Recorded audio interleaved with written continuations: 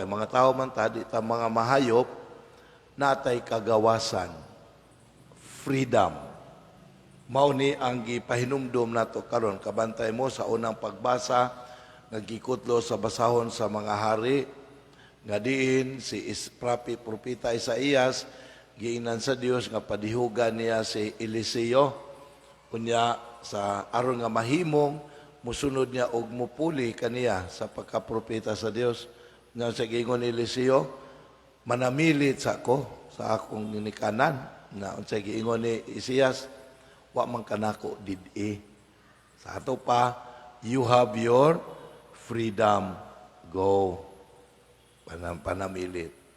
Unya, sa ikaduhang pagbasa mga ison, giklaro gyud ni nato na nga din gipahinumdom ni San Pablo natong mga Kristiyano sa iyang sulat nga to sa taga Galacia nga unsa man nga diha sa atong Ginoong Hesus nahimo ta nga mga tawo nga kanang gawasnon, unsa man in English ana, freedom. Muna nga miingon si San Pablo sa mga early Christians o atong gibasa aron nga matudluan po ta niya nga dili na ta mubalik sa pagkaulipon kay naa na tay kagawasan diya ni Kristo. Pangutana, asa man ta na ulipon? Unsa may nakapaulipon nato? O nganong nakaingon man ta nga diya ni Kristo nahimo tang gawas nun. Then in the gospel, gisgutan ta sa ato ang pagkasumusunod ni Kristo. Kadin gipahinumduman ta nga sa atong pagsunod ni Kristo, kinang out sa ato ang yung freedom, our choice. Kay mo na ang ato ang commitment nga to ni Kristo. O gani, ang atong pagsunod kaniya is unconditional nga pagsunod ni Kristo. Walay mga apan-apan. Musunod-sunod. Wala na unsa pa diyang mga rason, no? Muna mga igsuon sa ato nga pagpamalandong karon, ato nga aging pag-abag nga atong mapalalom pagpanabot kining mao nga gipahinumdum ug hagit nato mga igsuon, tuguti ko nga arita manukad sa atong pagtulunan sa atong simbahan. Wa ko kahibalo if you had come across niining mao nga pagtulunan sa atong simbahan, may tungod sa pagtubag sa pangutana nganuman kitang tao gibuhat sa larawan o kasamahan sa Dios. Why did God created humanity in His own image and likeness? Maayong buntag. Nakabalo man yung pagtulon, ana? Basic man nanis atong Catholic, catechism, no? The Catechism of the Catholic Church. Mga bata ani apinis ilahang Flores de Mayo. So, wala mo kahibaloan sorry na lang. Bitaw. Atong ibalik ni mo ang pagtulon ana mga igsoon. Sumala pa sa ato ang katesismo, buhat ta sa Dios sa iyang larawan o kasamahan, tungod aning tulo kadagkong hinungdan. Una, to know God, aron ta makaila sa Dios. To love God, mahigugma ta sa Dios. O ikatulo, to serve God, nga ang Dios lamang atong alagaran. Nganong ingon ani mga igsoon, kay larawan makata niya. So unsaon man nato pagpadayag sa iyang kaugalingon dinhi ka nato kung wa ta makahibalo sa iyahang kabubuton dinhi ka nato. Unsaon man nato paghigugma sa Dios kung wa ta kahibalo nga gigugma dahi ta sa Dios ug ang kinabuhi nga atong nadawat gikan kaniya kinabuhi sa gugma. Unsaon man nato pagpangalagad niya mga igsuon kung wa ta kahibalo nga ang ato dayang pagpamuhat ning kalibutana pagpadayag sa iyang kaugalingon. Munang mga igsuon, kani mong pagtulon ana dili man ni sa lisod sabton kay mao man ni paghulagway sa tawo nga ania sa tawo, kinaiya sa tawo, ania nato gyud nature naton tawo, no, pananglitan. Kani magisgot ta og knowing. knowledge. Sa atong parte sa atong lawas, asa mang dapita na aning mao nga gahom sa pag-ila, knowing, understanding, asa dapita parte sa atong lawas, asa man sa ato ang ulo, sa atong utok. Di ba? Oh, mobita na mga iso ngano nakaingon ta nga image and likeness sa Dios kay tan-awa. Tanang binuhat sa Dios nga may utok, nga buhi, tanan nga buhi nga binuhat sa Dios nga may utok. Kinsara kang kansara mang utok ang kahibalong mo sabot. Kahibalong mo analyze. Kabalahong mamalandong kansara mang utok. Sa tao ra gyud mga igsoon. Ang tao ra, utok sa tao ang makahibalong mo sabot, kahibalong mo analyze, mamalandong mo proseso sa iyang kasinatian. Nakakita ba mo og inuntang karabaw nga nag-analyze unsay mo gawa sa STL? Wala gyud. Wala sa tao ra gyud. Nakakita ba mo og baboy nga naglalis kay kagamit sa lang utok o kinsay mo lingkod nga gobernador ng Hulyo 1? Wala. Tao ra gyud mga igsoon. Bantay mo ana. Muna nga nakaingon na ang kita dayon tao ta dili ta hayop and we don't belong to animal kingdom. Kay kita ra talagsaon ang atong utok. Nya maka-create punta sa atong panghuna-huna. Ikaduha mga igsoon. Kung magisgot gani tag gugma, kay to love God man kay gugma, asa po ng parte sa atong lawas nga ato apong gitagag image. Nga magisgot tag gugma, unsa may image nato dayon ibutang dayon nga naay gugma. Unsa man? Di ba kasing-kasing? Heart. Mao na atong image sa gugma. Muna tanawa mga igsoon. Nakadungog mo, nakakita mo sa tanang mga binuhat sa Dios nga may kasing-kasing kinsaraman ang mubati o paghigugma. Kinsaraman, tao ra. Nakakita ba tag isda nga nangulitawo? Wala gyud mga igsoon. Kita mo og iring nang luod kay wala tagda. Wala gyud tao ra gyud mga igsoon. Bantay mo ana. Mao na nga talagsaon gyud ang tawo mga igsoon kay ang atong utok makasabot, atong kasing-kasing mubati. Mao bitan tungod ani mag-istoryahanay ta naay dialog. Kadung kita ba mo hayop nga nag-istoryahanay? La. Yami yung talong, tay iringaw, nakasabot man. Wala nakasabot. Instinct ra ng ilaha mga igsoon. Pero mag-istorya na, bitaw ng iring po sa. Na, nas inyong balay, kadungog mana, kanang laki ba, laki, mingon ng laki. Patos ba yun? Now. Dungog mana? Nga di man musugot ang bayi, mingon pong bayi, tomorrow. Tanawa, di magukod lamang sila. Di hulagsa na inyong balay. Bita-bita, istorya naman sana. Ay magtuwa ng istoryahan na nila. So, ingon niya na mga igsoon. Unya ikatulo, nga gahom nga gihat nga niya sa tao mga igsoon, kaning atong talent, the giftedness, the charism, ang abilidad nga naa nato may igsoon. Kada usa nato na ay abilidad. Abilidad sa pamanday, abilidad sa pagtaod og mga halublaks, abilidad pag-ayo og mga gripo, abilidad magtukod og balay. These are our charism. Abilidad sa pagpamantay sa silingan. Di ba? Kita ba mo hayop nga naay gahom nga ingon ani? Baka nga nagtukod og ilang kamalig aron kapasilungan? Wala. Ang tao ra mga igsoon. We are all gifted aron sa atong pagpamuhat. Aron dinhi mga igsoon masabtan nato nga ang pagpamuhat dahil nato manisyon pagpaila, pagpadayag sa Dios.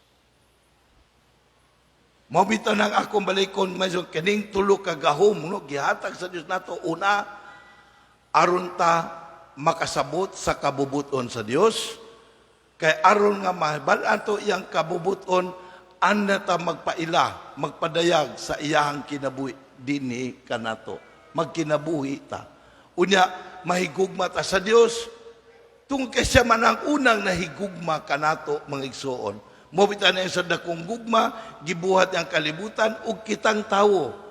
Dili ta pareho sa mga hayop, iyang larawan, aron nga ma-reciprocated ang mga gugma ug makapadayag ta.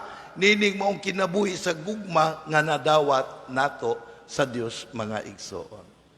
Mobita na nga kon, wala tay gugma sa Dios, di kita makapangalagad kaniya mga igsoon.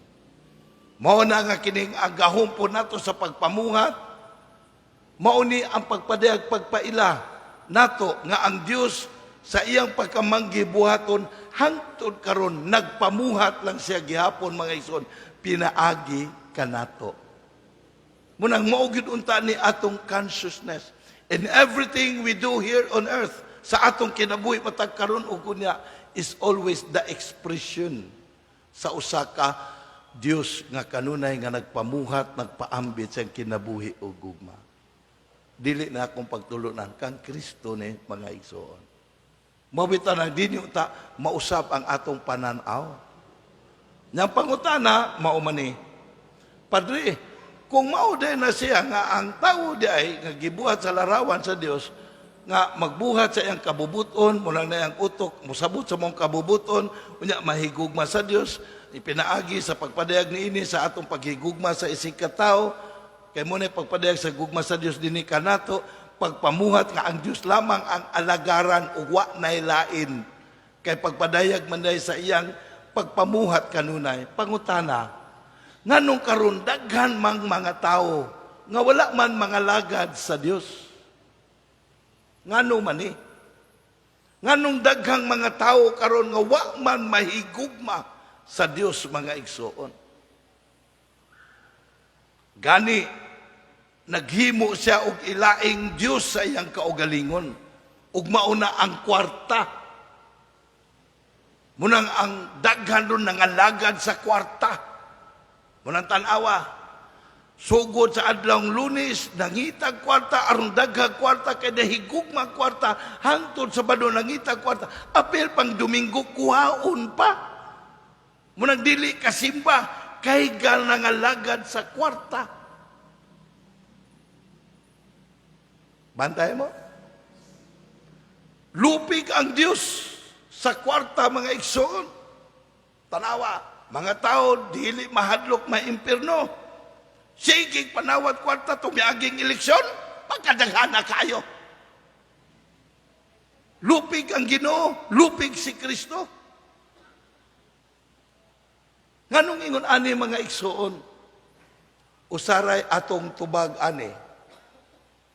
Kay ang Dios sa paghimo niya nato ngayang imahin o kasamahan, dunay ikaupat nga gahom nga iyang gihatag kanato mga igsoon.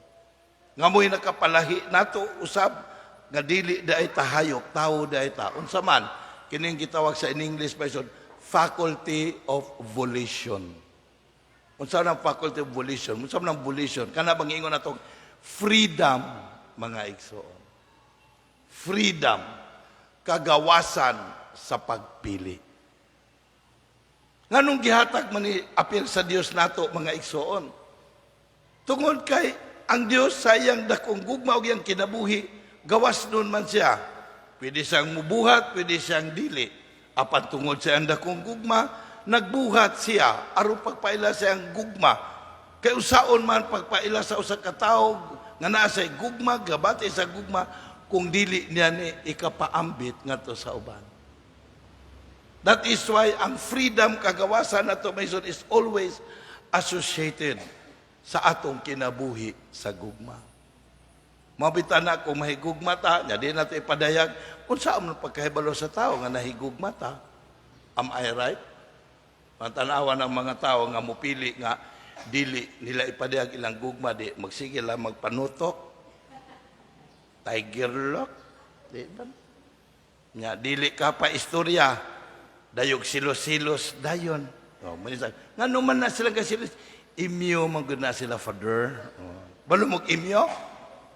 Ang sabi ng imyo, murag uyab. Uba na mutual understanding, no? Murag uyab, wa man kaingon. Si awa ana sa. Muna kinahanglan nga, aron may balang yun, ipadayag yun na mga igsoon. So freedom. That is why, kinahanglan di ay mga igsoon nga, ang ato di ay kamaning kamot na pagkahibalo sa kabubuton sa Dios, aron doon na tayo magiyahan ang atong pagpadayag sa ato ang kagawasan.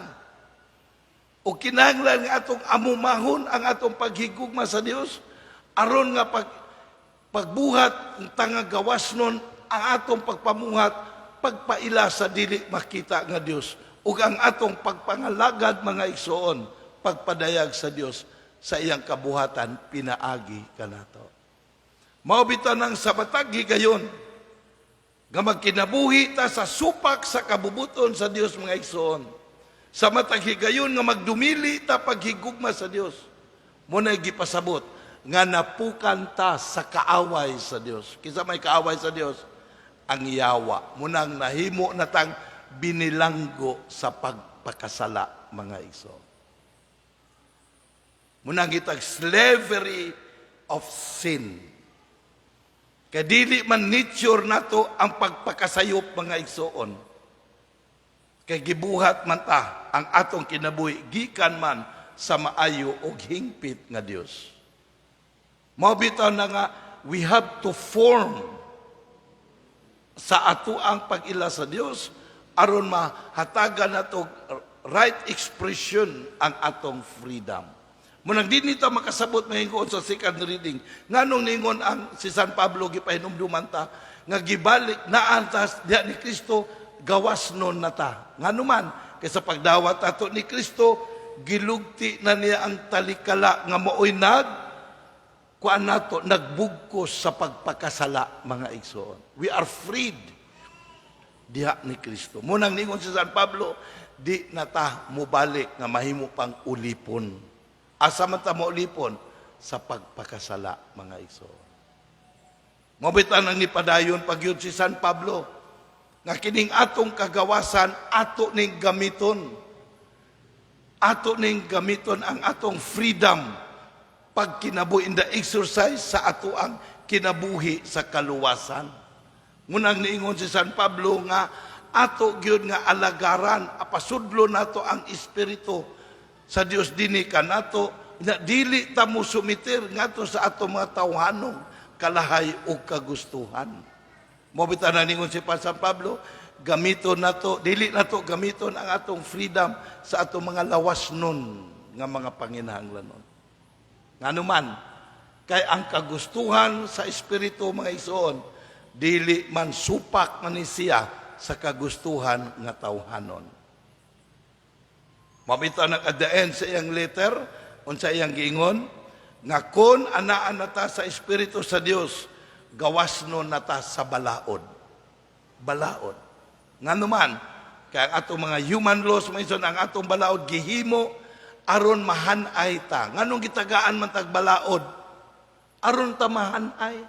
Kadaghan kanato mga igsoon, wala man mahulma, di na sa gugma sa Espiritu, mga igsoon, gugma sa Dios. Munang tagaan tagbalaod, pananglita, taga mo example. Nganong na may balaod nga pandakpon, kanang mga motor nga kuwaag silencer ilang trambutso. Kadagang kayo mga tao nga walay respeto sa ilang isig katao. Saba kayong muagi anang mga balay, murag sila rin tao sa kalibutan, na ay nagpahulay. Pero kung ang tao naa sa Espiritu sa Diyos mismo, naa ang iyang gugma, di ko niya kuwag silencer iyang motor. Kami ngugod siya, makahukaw ko sa pagpahulay sa ubang mga tao. Naagyod ang respeto, mga igsoon. Mao kung walay respeto gani kay kaugalingon na gitanaw, wala pa na siya sa gugma o nagpahari sa Espiritu sa Dios. Tanawa mga igsoon, kung magpadayon ta sa atong tawhanon kaayo nga kagustuhan, baling sa baa kay magabii ka ng mga singkuhan. Walay kaikog sa silingan. Nga gusto nang matulog, saba kayo. Dili na na music, nuwis na. Pero tanawan ang naa sa espiritu sa Dios mga igso, na iyang gugma, maingon nag, upadayon tagkanta, pero ato lang pahinayan ha, kaya naisilingan natong natulog. Di ba pagkanindot, anak? Munang gamaan tagbalaod. Kaya wala pa nato mamature ang maong espiritu. Kinalang hulmaon pa na sa atong kinabot. In the exercise of our right freedom, mga isod. Tanawa sa dalan. Ngano naman tayo mga traffic rules? Kaya daghan pa diya nga maggamit sa dalan. Murag sila ray muagi sa dalan. Tanawa, kalapad kaya ng dalan. Nanghuot. Unsa kadagko ng mga motor. Nya nanghuot sa dalan. Ngano man. Kaya wala pa man ang respeto. Munang wala pa kita tuog road courtesy. Muna mga igsoon hulmaon ni nato mga igsoon. Akong balikon, hulmaon nato sa atong kaugalingon, tagaan natong direksyon ang atong exercise sa ato ang freedom. But however, dili ni manghitabo ang tanan mga igsoon kung dili ta magpahulma diha ni Kristo. That is why karong gipahinumduman da ita nga ang atong pagkasumusunod ni Kristo, ang atong bunyag nga dawat mahimutang tinun-an niya is aron day paghulma sa atong pagkatao nga mahibalik ta ngadto sa tinud-anay nga pag-alam ko nga we are the image and likeness sa atong Creator God. Kaya mo man ang purpose ni Kristo mga igsoon, pagpabalik sa tao ngadto sa atong tinuod nga pagpadayag sa atong pagkatao isip gibuhat sa larawan o kasamahan sa dili makita nga Dios. Mabitaw nang in our gospel karon mga igsoon, giklaro gyud ta sa atong intention at motivation sa pagsunod ni Kristo. Tanawa, ang atong gospel ron dunay duha ka parte. Ang unang parte giulagwayan ta nga atong Ginoong Hesus moadto sa Jerusalem. Unya, gapadala siya mga tinun-an niya, aron pag-andam niya, inig-agi nila sa inon natong balangay nga gitawag Samaria. Na mga tao dito wala mo dawat niya kay dayag magpadulong siya sa Jerusalem. Munang niingon si Santiago ug si Juan, unsa man ato ning musugot tas langit, paulanan ni kalayo, kay nganong wa man ni sila dawat nimo. Usay ginatong gibadlong sila sa atong Ginoong Hesus may igsoon. Ngano ingon ani man ni, dili nato ni sa sabton sa atong panahon. Sabton nato ni sa panahon sa atong Ginoong Hesus. Nga niatong panahon na mga igsoon, ang mga Samarianon o mga Hudiyo, they are not in good terms. Anong they are not in good terms? Kaya para sa mga Hudiyo, ang mga Samarianon, mga tao nga makasasala, mga hugaw. Nga naman, kaya nakigminyog mga foreigner. Kunya, pag minyog nilang foreigner, ang ilang kultura, kinaya sa pagka-Hudiyo, nahugawan na sa mga banyaga nga kultura o kinaiya. So munang they are not in good terms may son. But tanawa, unsay response ato Ginoong Hesus, gibadlong niya sila si Santiago. Ngano man, kay kini mga tawhana, wa man ni sila kahibalo. They responded una, that's also their choice. So tagaan sila chance.